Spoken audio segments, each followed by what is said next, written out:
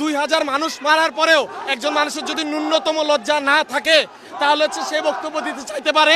এই বাংলায় স্বৈরাচার আসবে না, এটা হচ্ছে মুজিববাদের যারা দোষর তাদের জন্য হুঁশিয়ারি। আমরা সকলে গোপালগঞ্জের উদ্দেশ্যে রওনা দিব এবং গোপালগঞ্জ মুক্ত বাংলাদেশ চাই, মুজিব মুক্ত বাংলাদেশ চাই। ছাত্র জনতার গণ অভ্যুত্থানের মুখে ভারতে পালিয়ে যাওয়া আওয়ামী লীগ সভাপতি শেখ হাসিনা বুধবার রাত 9টায় ভাষণ দেবেন বলে জানিয়েছিলেন। সে অনুযায়ী আওয়ামী লীগের ফেসবুক পেজ ও ইউটিউব চ্যানেল থেকে লাইভে যুক্ত হন তিনি। ক্ষমতাচ্যুত হওয়ার পর এতদিন চুপ থাকলেও প্রথমবারের মতো ছাত্রদের উদ্দেশ্যে ভাষণ দেন তিনি। এদিকে এর প্রতিবাদে ছাত্র জনতার পক্ষ থেকে ঘোষণা দেওয়া হয়েছিল বুলডোজার মিছিলের।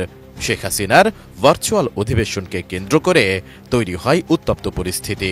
ভাষণ দেওয়া হলে রাজধানীর ধানমন্ডি ৩২ নম্বরে অবস্থিত বঙ্গবন্ধু শেখ মুজিবুর রহমানের স্মৃতি বিজড়িত বাড়ি গুড়িয়ে দেওয়ার হুঁশিয়ারিও দিয়েছিলেন অনেকে। যে বিশ্বাসগুলোকে আমরা মিউচুয়াল ট্রাস্ট ব্যাংক পিএলসি বিশ্বাস করি প্রবলভাবে, একে অপরের বিশ্বাস হয়ে।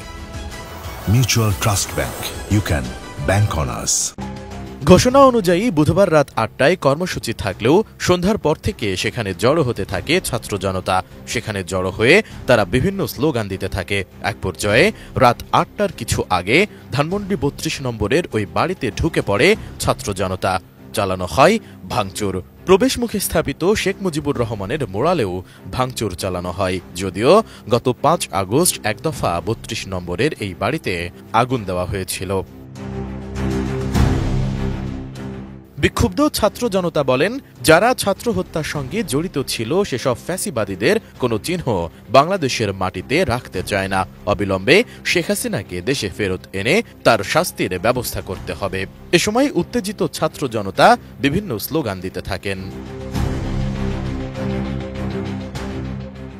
এর আগে গেল বছরের 5 আগস্ট বৈষম্য বিরোধী ছাত্র আন্দোলনের ডাকা লং মার্চ টু ঢাকা কর্মসূচিতে উদ্ভূত পরিস্থিতিতে প্রধানমন্ত্রীর পদ থেকে পদত্যাগ করার পাশাপাশি দেশ ছেড়ে ভারতে পালিয়ে যান আওয়ামী লীগ সভাপতি শেখ হাসিনা। এ খবর পাওয়ার পরপরই বিকেলে বঙ্গবন্ধুর ধানমন্ডি ৩২ নম্বরের বাড়িতে অগ্নিসংযোগ করেছিল উত্তেজিত জনতা। অনতিবিলম্বে এই খুনি হাসিনার বিচার কার্যক্রম করতে হবে। আমাদের ছাত্র ভাইদেরকে হত্যা করেছে, এর বিচার আমরা অতিবিলম্বে চাই এবং অন্তর্বর্তীকালীন সরকারের কাছে আমরা এর বিচার চাই, যাতে খুনি হাসিনা কোনোভাবে এই বাংলাদেশকে নিয়ে ষড়যন্ত্র করতে না পারে। আপনারা দেখেছেন বাংলাদেশে 5 আগস্ট স্বৈরাচার খুনি হাসিনা তার মুদির কাছে গেছে গা। এখন এই বাংলাদেশকে নিয়ে ওই কলকাতাতে বসে, বাংলাদেশকে নিয়ে দিল্লিতে বসে আজকে যে ষড়যন্ত্র করছে, আমরা এর তীব্র নিন্দা এবং প্রতিবাদ জানাই। S I Raj, ATN news, Dhaka.